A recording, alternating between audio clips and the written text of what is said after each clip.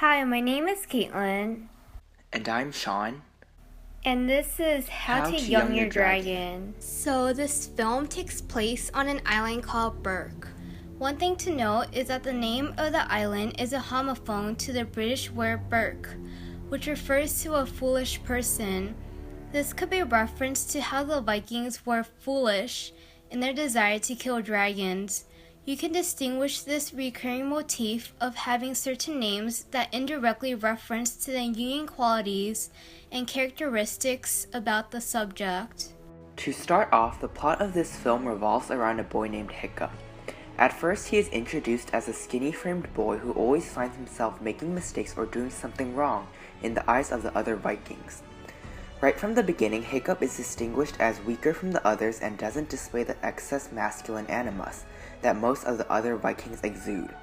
Furthermore, the word hiccup could refer to a mistake or a flaw, which reflects Hiccup's lack of the typical Viking spirit, which is the animus. One day, when the Vikings were defending their island from the dragons, Hiccup decides that he wants to join in this fight to try to prove himself and gain respect from his fellow Vikings. He also aims to impress a girl named Astrid. Now, Astrid is a girl who clearly demonstrates the dominance of her animus. The way she is dressed with that spiked skirt of hers, and the way she puts on a tough persona, shows that even a majority of the female Vikings are dominated by the masculine animus-like culture. At the battle, Hiccup spots the Night Fury, a rare dragon that comes only out at night and never misses its aim.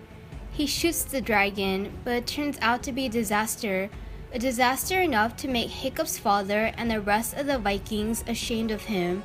Speaking of which, Hiccup's father is Stoic the Vast, who is touted as his great leader, and who Jung would state is a representative of the perfect king archetype. It is a coincidence that the word stoic means composed, tolerant, or phlegmatic, which are all qualities generally exhibited by a perfect king. However, Gobber, a friend of Hiccup's dad, reassures and comforts Hiccup. At times, Gobber acts all goofy, representing the foolish jester archetype. But ironically, even though he's one silly man, Gobber also simultaneously represents the wise old man archetype. On several occasions, Gobber guides both Hiccup and other Vikings towards better decisions. One could say that because Gobber seems to exhibit a mastery of both archetypes, in a sense he is more imbalanced by knowing when to be lighthearted and charismatic or when to be helpful and serious. Hiccup decides to go find the Night Fury he had just shot. He arrives at a forest clearing. When he confronts the captive dragon, Hiccup's shadow emerges. He begins to vow that he will kill the dragon like a true fierce Viking. However, his ego ultimately decides that the callous persona of his shadow is not who he truly wants to be. Thus, his more compassionate, anima-centered persona resurfaces, and he decides to set the Night Fury free, naming him Toothless. The name Toothless hints to the archetype of the innocent one. Being toothless is a common characteristic of babies or immature forms of life. Toothless himself shows such attributes of playfulness and purity. After setting the Night Fury free, Hiccup soon realizes that Toothless had lost half of his tail, making him incapable of flying elsewhere, except in the forest. While Hiccup is trying to fix Toothless's injury, he also has to undergo dragon training. Every day he goes to the forest and learns about the behavior and strengths and weaknesses of dragons through his time with Toothless. He then subsequently implements this newfound knowledge to defeating the dragons in the arena. In a way, the forest represents Hiccup's personal unconscious because it is at times bleak and overgrown with weeds and vines. He is almost always alone there, and in the forest, Hiccup tries to learn to balance himself by discovering the techniques used to subdue dragons, a highly regarded feat. Unlike the other Vikings, Hiccup soon learns to accept and understand dragons by befriending Toothless through his journey into the depths of the forest. One day, Astrid follows Hiccup into the forest and discovers his secret to excelling in each dragon training session. Before Astrid is allowed to turn around and report Hiccup to their fellow Vikings, Hiccup tries to show her a different perspective towards dragons. He decides to invite Astrid to fly with him and Toothless. As Astrid flies with them, she becomes less dominated by her animus, for her temperament changes to be tolerant and understanding of dragons. The flight also took place over the sea, representing a proper control of the unconscious and a gaining of wisdom. After their adventure, she hits Hiccup for what she called a kidnap, but also thanks and kisses him for showing her a new perspective towards dragons. These two different and contrasting actions show that Astrid has become more in balance with her anima and animus as she displays a softer, nicer persona. However, during their ride, Toothless brought them to the alleged Dragon's Den. This is like a collective unconscious for the dragons, the universal place of security and identity, where the dragons meet up and nurture each other. However, this place is messed up because of their tyrannical leader, the Red Death, who is almost always hidden behind an ominous fog. In a sense, the Red Death is like an underlying neurosis that is disrupting the dragon's collective unconscious. This justifies why the dragons aren't in balance and have to be at war with the Vikings by stealing the Vikings' food for their leader. Returning to what's going on in the clan village, it doesn't appear as though Hiccup actually kills the dragons, but rather tames them. It seems to the other Vikings that Hiccup has individuated by being confident in killing dragons and showing their proper characteristics as a son of the Viking leader. Stoic even gives Hiccup a Viking helmet, which is a symbolic object archetype that proclaims Hiccup as a true Viking. The elder of the clan even shows her approval for Hiccup, and soon he gains the popularity of nearly everyone. However, this false success is, in a sense, only a dream, because the true expectations of having more animus are not actually achieved. The fighting is simply a facade, not a reality. When commanded to kill a dragon during a final trial, Hiccup uses his teammate technique where everyone was there to watch him. But his father, Stoic, accidentally provokes the dragon, causing the victory to dissipate. In front of the entire audience, Hiccup seems to have only been pretending to be a master of dragons.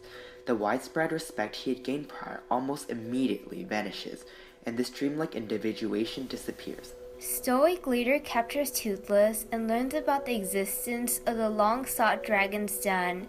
He decides to lead the Vikings on an expedition to rid the dragons once and for all.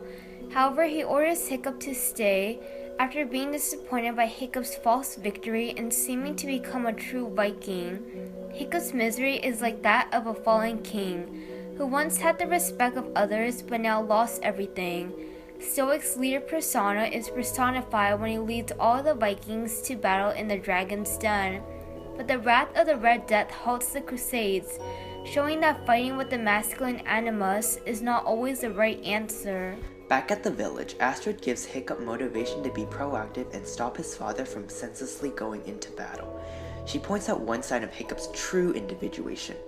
Although he may not be the first Viking to let a dragon live, he certainly is the first to ride one. Astrid gathers up the other Vikings and they all agree to help Hiccup. In a way, they themselves are individuating by being more open-minded and willing to help save the dragons.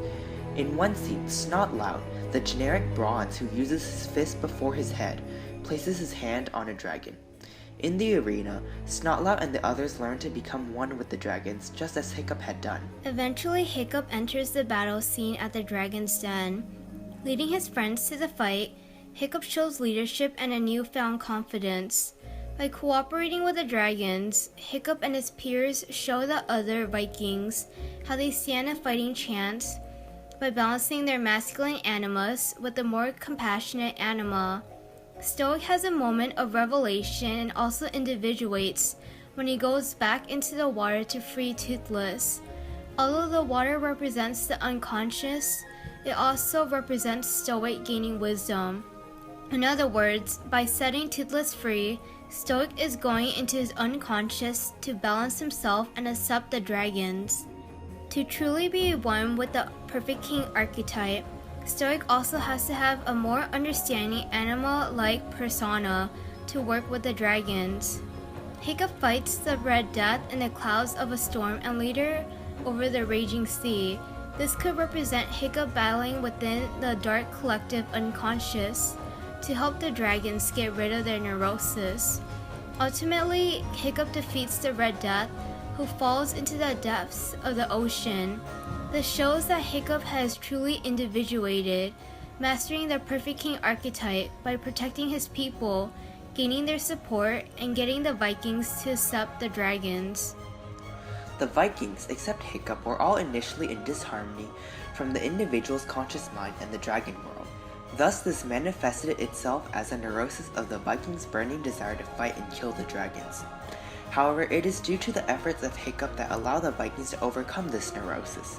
In the process, Hiccup loses one of his legs in the fight with the Red Death. Remember how Toothless lost part of his tail after Hiccup shot him down? If you think about it, everyone's injuries and flaws are part of a cycle. Hiccup had to endure the failure of living a false dream to become balanced. Despite being more physically incapable now, Hiccup ultimately has achieved a higher purpose by reaching individuation.